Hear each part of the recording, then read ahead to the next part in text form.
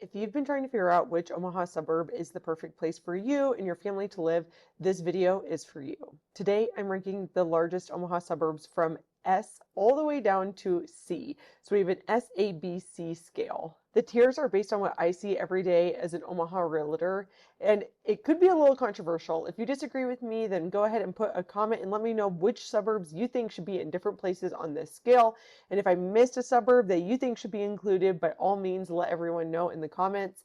My name is Morgan Putnam, and I'm a local realtor. Let's get into it.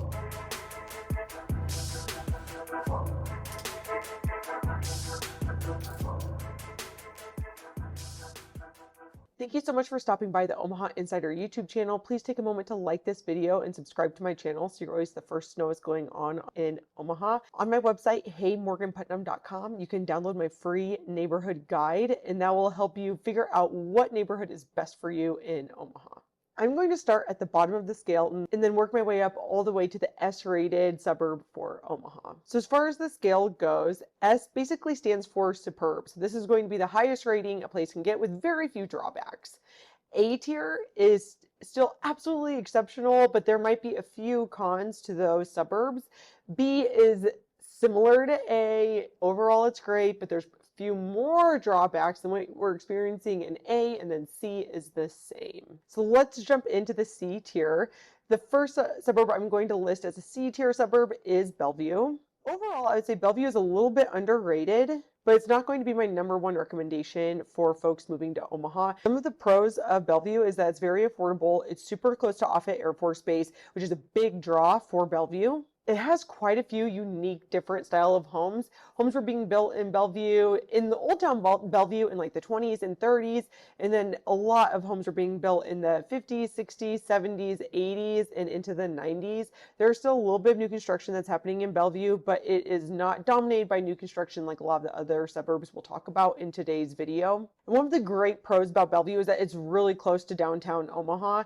Depending on where you're at in Bellevue, it can be anywhere from a 10 to 20-minute drive into the heart of downtown Omaha. So some of the cons of Bellevue, if you're looking for new construction, there's just limited new construction options compared to the other suburbs we're going to be talking about today. The neighborhood quality throughout Bellevue can really vary. There can be some absolutely lovely homes in great neighborhoods with mature trees, and then maybe a few doors down, there's some houses that haven't been as well cared for. So Bellevue would move up on my list if you're a military home buyer, just because it is so close to base and the convenience that offers really cannot be matched. And another thing to note is that it is a very affordable suburb when we're looking at the list of suburbs that we're looking at today. The average price for a home in Bellevue is somewhere between $300,000 and $325,000.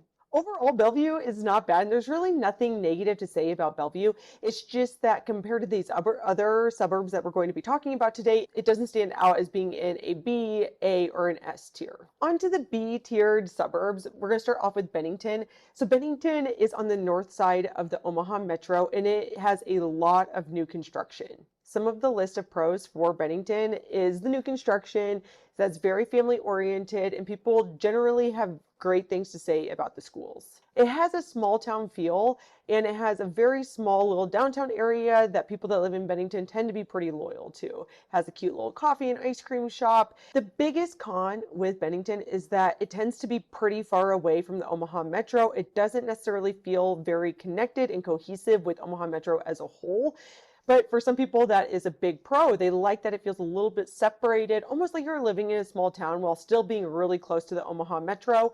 There are fewer shops and like grocery stores and that sort of thing in Bennington. So you tend to have to drive 15 to 20 minutes to get into Omaha somewhere where you're able to do your shopping. Generally, there just are not as many amenities as what you're going to find in like Elkhorn or Papillion. Bennington is great for folks who are wanting new construction, who want it to feel like a little bit separated from Omaha Metro, a little bit separated from the sprawl, even though you're still technically in the sprawl, but you might be running into some farmland in the middle. Overall, it's just great for folks who are wanting new construction with a little bit more space. The next tier B pick is La Vista. La Vista definitely feels like it's just part of the metro sprawl. It doesn't necessarily feel as suburban as the other picks that we're talking about today, but I think it is a little bit underrated and people don't pick it enough as like a great place to live because it is really close to the metro area, and it's really quick to get into Midtown or downtown. It's just on the north side of Papillion and just south of like the center of Omaha. There tends to be a decent affordability, and a lot of the homes were being built in the 70s, 80s, 90s, and early 2000s. And so the homes are on the newer end. They're not necessarily really old, so you don't always run into all of those very like old home problems, but they're not necessarily new construction. So the neighborhoods just feel a little bit more established, and your money's going to go a little bit further than what you're going to find in Papillion. So if you're working with a little bit more of a limited budget, but you still want to be close to everything, but be in a more suburban space, La Vista is a great place to check out. Moving into the A tier, and again, after this, we have the S tier, then that's it. So for the A tier, Papillion is the first pick for an A tier. There's really not hardly anything negative to say about Papillion. People love Papillion. It is on the south side of the Omaha metro, and it feels a little bit easier to get into the metro than some of the other suburbs that we're talking about today, like for instance Gretna or Bennington. It does tend to be a little bit more expensive than like for sure Bellevue and La Vista, probably pretty in line with Bennington overall.